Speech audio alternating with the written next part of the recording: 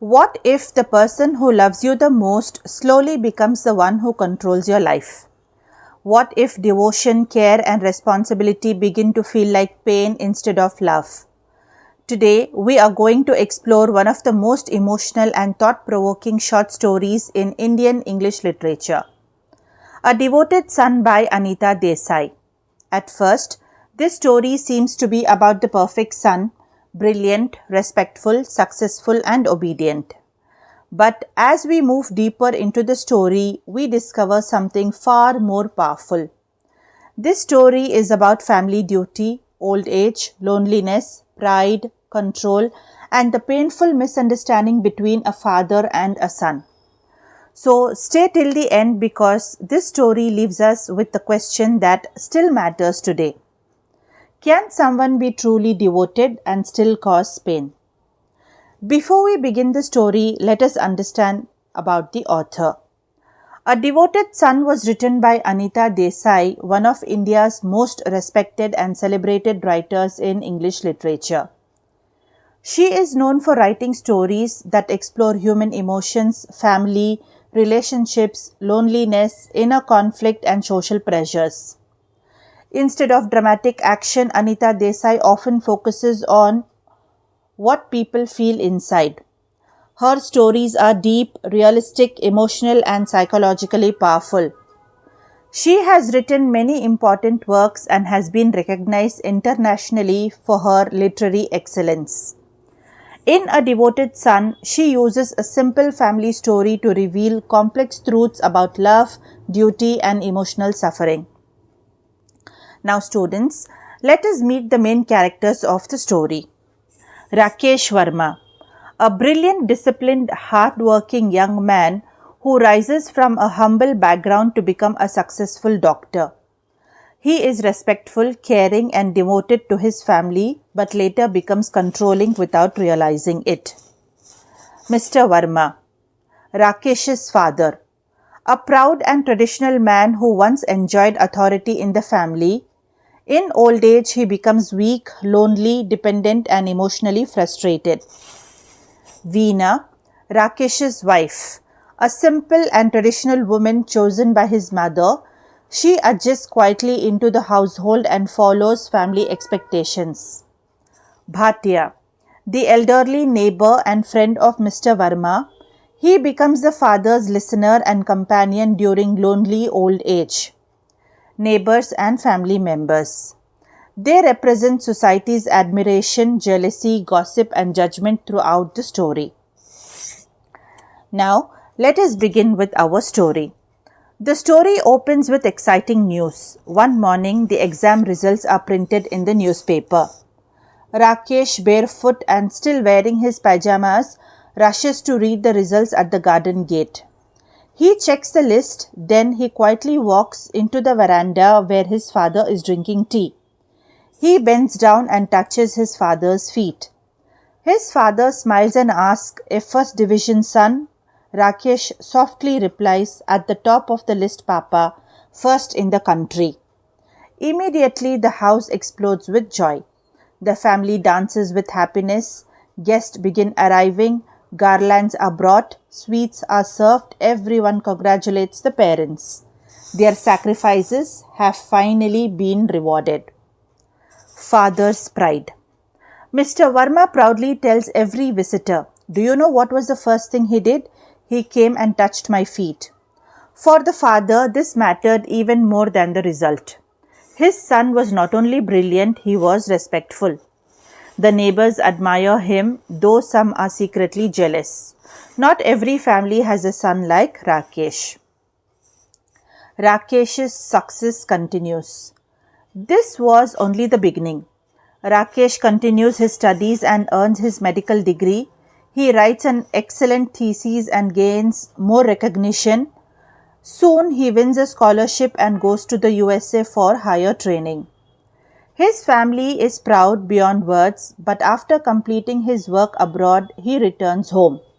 He does not abandon his family. He comes back to the same small house, and once again the first thing he does is touch his father's feet. He becomes a symbol of the ideal son. Marriage and family.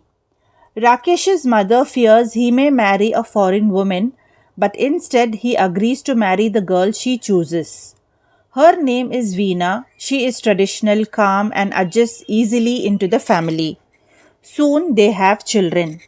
Rakesh now balances everything: his career, his wife, his children, his parents, and social responsibilities. Everyone admires him. The famous doctor. Rakesh works in the city hospital and rises quickly. Soon he becomes director. Later he opens his own clinic. He takes his parents there in his new blue ambassador car. Outside the clinic is a signboard with his name and qualifications. The son of humble parents has become a successful and respected doctor. He becomes known as the best doctor and one of the richest men in town. People admire not only his success but also his good nature. Changes begins.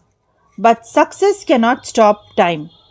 Years pass, Mr. Verma grows old, he retires from work. Then Rakesh's mother dies. After losing his wife,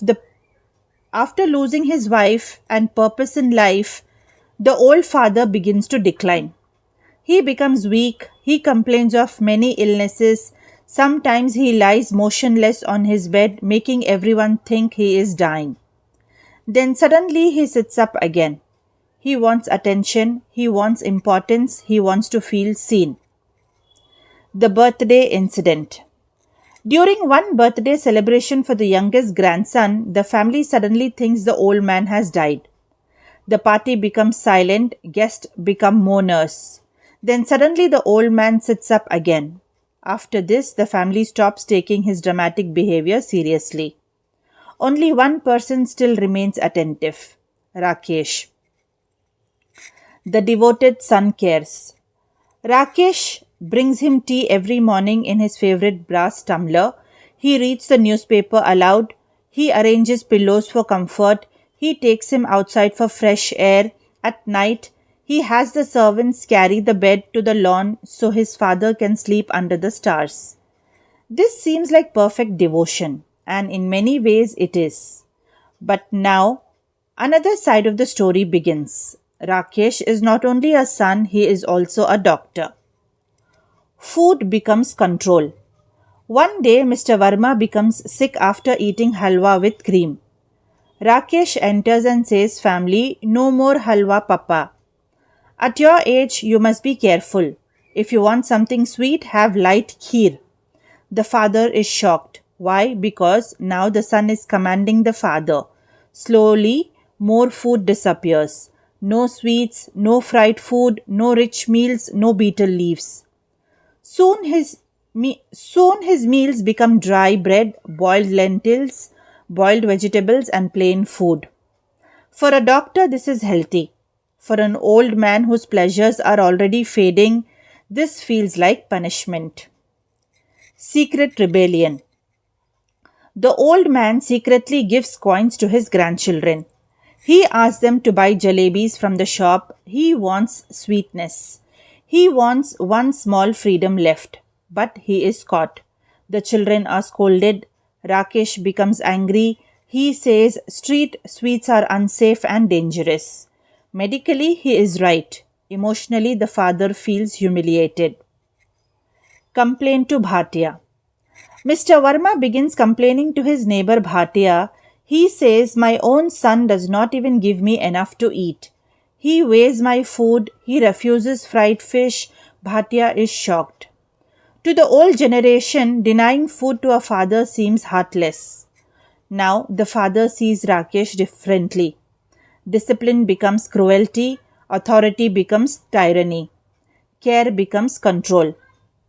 Medicine replaces life. As the father weakens, more medicines arrive. Pills for blood pressure, pills for arthritis, pills for the heart, tonics and powders. He feels life has become nothing but medicine. He cries, "Let me die. I don't want to live only to eat your medicines." This is one of the saddest moments in the story. He is not only tired of illness, he is tired of losing dignity. The final evening. One summer evening, the servants carry his bed to the veranda. Veena props him up with pillows. He begs to lie down. She says, Rakesh said you can sit if you try. He sits there helplessly while his grandsons play cricket outside. Then the blue ambassador car arrives. The famous doctor has come home. As always, Rakesh goes first to his father. He says gently, Papa, I am home. He reaches for his father's feet, but this time the old man pulls them away. This is deeply symbolic. At the beginning, the son touched the father's feet in respect. Now the father refuses that gesture. Their bond has broken. Climax. Rakesh asks, How are you feeling, Papa? The old man says, I am dying, let me die. Rakesh smiles kindly and says, You're joking, Papa. I have brought a new tonic, it will make you stronger. Take it regularly. To Rakesh, this is love. To the father, this is torture. Suddenly, the old man explodes. He cries, Keep your tonic. I want none. I will take no more medicines. Then he strikes the bottle from Rakesh's hands. It smashes on the floor. The syrup splashes onto Rakesh's white trousers. His wife screams. Everyone rushes in. Once again, the house is filled with noise. The story ends where it began, in noise and commotion. But at the beginning, the noise was celebration. At the end, it is conflict. This is the irony of the title. Yes, Rakesh is a devoted son. He works hard. He respects family. He cares for his father. But his devotion lacks emotional understanding. He protects health but not happiness. He extends life but not dignity. And that is what makes the story so powerful. This story teaches us that caring for someone is not only about duty, it is also about empathy, listening, respecting feelings, and giving dignity, especially in old age. Love without understanding can become painful. Students, if you enjoyed this complete explanation of a devoted son, then please support the channel. Subscribe now for more English literature lessons made simple and interesting. Like this video, share it with your friends, comment below and tell me, was Rakesh truly a devoted son or was he too controlling? And don't forget to hit the bell icon so you never miss our next lesson. Thank you for watching and I will see you in the next video.